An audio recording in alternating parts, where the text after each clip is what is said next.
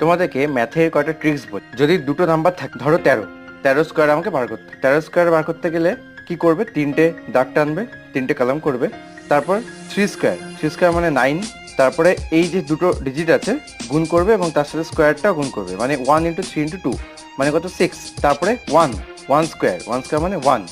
এরকম ভাবে ধরো আমি 26 নিলাম, 26 স্কোয়ার কথা, 3টে দাগ টানলাম, 6 × 36 6, হাতে থেকে 3, 6 × 12 12 × 24 3 27 7, হাতে থেকে 2, 2 × 4 আর 2 6, 97 স্কোয়ার কি, 7 7 49 9, হাতে থেকে 4, 7 9 63 দুগুণে 126, 126 + 4 130 0, হাতে থেকে 13, 9 9 81, 81 আর 13 যোগ করলে কত হয় 94, 9409। দেখে নাও, এটাই আসবে। তোমাদের জন্য প্রশ্ন থাকলো 87 তার হোল স্কয়ার কত, এটা কমেন্ট সেকশনে জানাও।